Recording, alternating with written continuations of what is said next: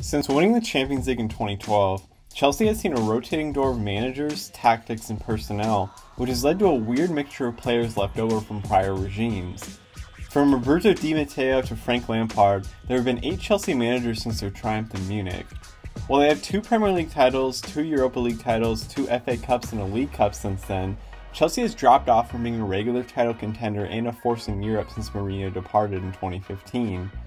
Eventually, Roman Abramovich's impatience and the vast differences in managerial styles has left Frank Lampard with a mix of players that aren't his own, and despite all of this, he's on the verge of finishing the Champions League place and winning an FA Cup in his first season, with the transfer ban he faced when he was appointed manager. In February of 2019, Chelsea was handed that 2-year transfer ban, which prevented them from registering players until the July 2020 transfer window. Luckily, it was shortened, and 2 other fortunate things happened despite this.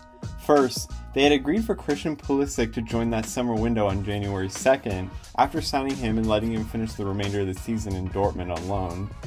Secondly, because midfielder Mateo Kovacic was already registered for the club when he was loaned from Real Madrid in the summer 2018 window, Chelsea were able to sign him permanently for around £40 million despite their ban, as they signed him 3 days before his loan registration was due to expire as the July 1 window opened. Had they waited, he would have been forced to go back to Real Madrid. Both of these good fortune moments made Frank Lampard's job slightly easier in his first year, as Ruben Loftus-Cheek suffered a serious injury in pre-season, and Kovacic has since seen major game time as a result. His passing and pace while dribbling has led him to be one of Chelsea's main playmakers, and his direct style of play has been a bonus because that has been lacking from this midfield at times over the past few years. Speaking of direct, Lampard's man management of Christian Pulisic has been excellent this year, as a slow start and injury blows right before the shutdown in March led Pulisic to not always be chosen in the starting 11. But since the restart, he has been one of the top 4 players in the Premier League, and at times seems like he is carrying Chelsea's attack in ways that Eden Hazard had to do for the later stage of his Chelsea career. Without Pulisic, Chelsea's wingers are Willian, Callum Hudson-Odoi, Pedro, and occasionally Mason Mount, all of whom have been inconsistent and not dynamic enough to put pressure from wide areas. But to be fair to Willian and Mount, both have had some solid performances since the restart, but Mount seems to be more comfortable when he's allowed to roam centrally and to both flanks, playing as an attacking mid.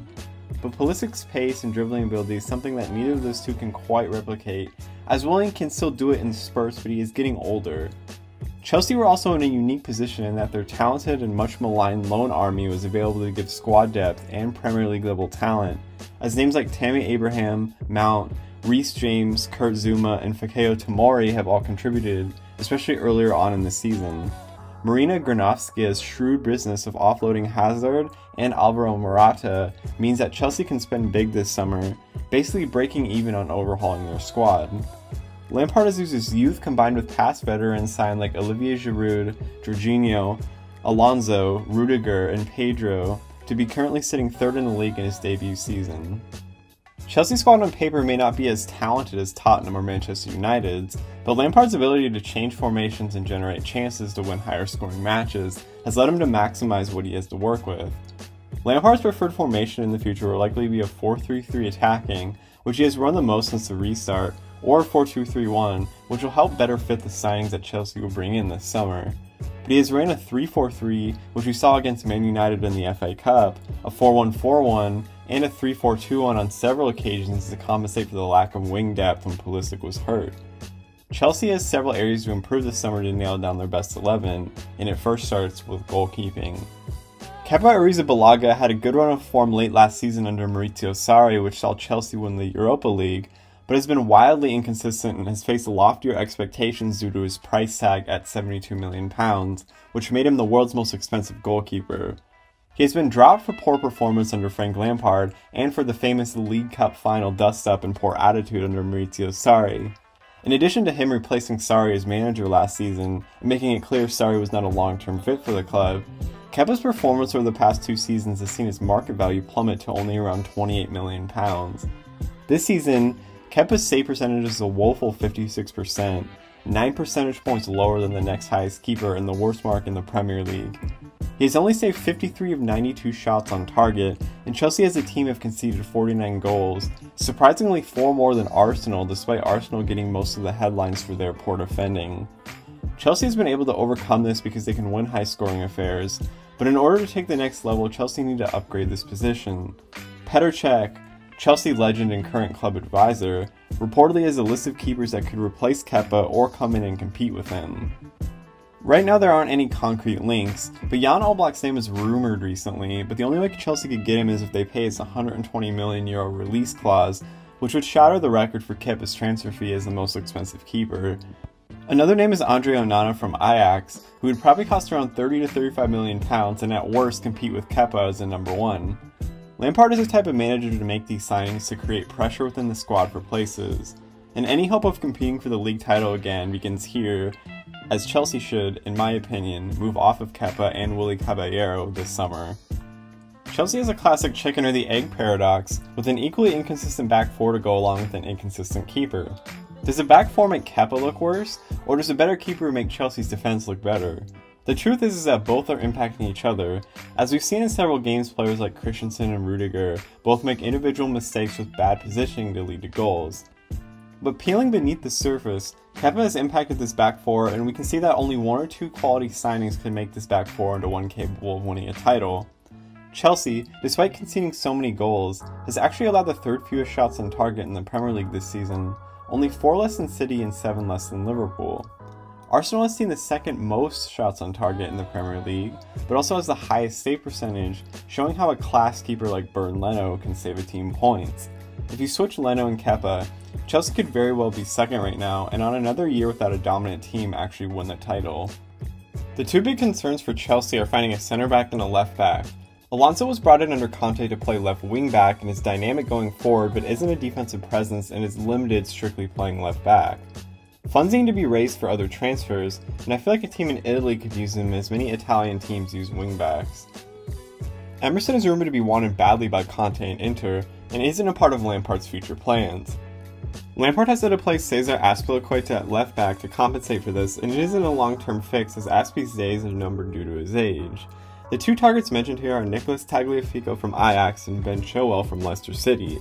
Tagliafico will be the cheaper option because he's 4 years older, but Chilwell is 23 and is a much better alternative to what Chelsea have now, and paying £35 to £40 million for him isn't the worst idea. Leicester will ask for as much as possible as they're a direct top 4 rival, but Chelsea would be in great shape if they could land either of them. At centre back, Tomori, Christensen, Zuma, and Rudiger have all shown flashes of great spells of form, but have also dealt with injuries and mental mistakes. This position is tricky because Chelsea haven't been linked with anyone concrete, besides signing Declan Rice and moving him from his normal CDM position to play centre back. He is capable, but it remains to be seen how keen West Ham are to let Rice return to where he originally came from, when he was a part of the Chelsea youth system. Rice next to Zuma or any of the other three would be fascinating to watch, but it's a bit of a risk considering it isn't his first choice position. At right back, it appears Chelsea are going to ride Azpilicueta for as long as they can as they watch Reece James develop, with eventually James seeing the lion's share of the starts. James has the potential to be one of the first names on the team sheet in a few years, and learning from someone like Azpilicueta will only help accelerate his development. If you like Deadwood, you'll love many of the members of Chelsea's midfield. I won't waste time here. Chelsea needs to find a way to sell Bakayoko, Danny Drinkwater, and Jorginho. Is Jorginho bad? No, but Sarri is thirsty for him at Juventus, and they could use his funds to bring in a better replacement like Kai Havertz, and other pieces like Declan Rice. The 17-18 window might have been one of the worst in Chelsea's recent history, as at £36 and £34 million for Bakayoko and Drinkwater yielded very little production. Jorginho is not going to feature in Lampard's squad regularly, and could be sold for around £40 million. Ross Barkley should be sold as well if there are any takers, as Chelsea's midfield depth with Mason Mount, Ruben Loftus-Cheek, Mateo Kovacic, and N'Golo Kante, the youngster Billy Gilmore, and the impending transfer of Kai Havertz means they can afford to offload players. Speaking of Havertz, it's vital Chelsea secure a Champions League spot this season to leave no doubt about bringing him in. What does Havertz bring to Chelsea? Another creative attacker who can take the burden off Pulisic, as he has 37 goals and 15 assists in all competitions the last 2 years. Havertz most frequently starts as an attacking mid, but as his heat map shows, he does most of his damage by drifting to the right flank, and has actually started several games as a right winger, right mid in several different formations, and scored the Bundesliga goal of the season from the right flank. Lampard will love the fact that Havertz can actually play as a center forward, and has started 5 games in the Bundesliga as a center forward in the 3-4-3, scoring 6 goals. Him acting as a supporting striker for Timo Werner will be key, as Werner isn't necessarily used to being a lone striker up top. Leipzig used 2 strikers in all but 6 games in all competitions this year, so Havertz and Ziyech will take turns supporting Werner in the Emil Forsberg-Patrick Schick role. Havertz is a signing to take Chelsea to the next level, no questions asked. I didn't mean to sound unfair to Willian earlier. He's had a fine year with 11 goals and 9 assists, but reports of a contract dispute and past attitude for getting dropped by Lampard beg the question if Chelsea are ready to move on. Pedro is set to join Roma already in the summer, so Chelsea's options in the front 3 look like this: Pulisic, Werner, Tammy Abraham, Olivier Giroud, Hakim Ziyech, Callum Hudson-Odoi, and Mason Mount when he starts a few games out on the left. Chelsea will likely keep Giroud and Abraham to provide good depth behind Werner, and occasionally to start alongside Werner if Lampard opts to run Werner on the left. Werner likes to drift out wide anyway using his pace, and his heat map is something Chelsea will have to figure out as he occupies many of the same spaces as Pulisic. Pulisic can roam inside, so it might not be a huge problem, but Werner isn't a target man number 9. He has 34 goals and 13 assists in all comps this year, and he will look to create chances for Pulisic, Havertz, and Ziyech. His partnership with the latter 2 up top will be intriguing, but the guy that many think will pull the strings for the whole attack is Ziyech, who will start most of the time on the right flank. Ziyech's left foot is lethal, and his propensity to cut inside on his left is very Robin-esque. He can switch plays seamlessly and can take defenders one-on-one, which was a need for Chelsea. He has 8 goals and 21 assists in all competitions, and can also play as an attacking mid, where he was for large parts of the season for Ajax. Havertz's drift outright and Ziyech cutting inside is a perfect match, and it's one I can't wait to watch. So what would a 4-3-3 attacking and a 4-2-3-1 look like under Lampard next season with these signings? To be honest, Havertz isn't meant to be in a midfield 3 with a holding mid, so I expect to see heavy uses of a 4-2-3-1 and potentially even more of the 3-4-3, with the 4-3-3 attacking sprinkled in. For personal reasons, I want to see him try this 3-4-2-1 if Pulisic is injured again. Lampard's getting backing and the blessing that Chelsea managers before him didn't get. The opportunity to build a project was shelf life. Now it's on him to make the puzzle pieces fit together and lead Chelsea back to competing for the Premier League and Champions League.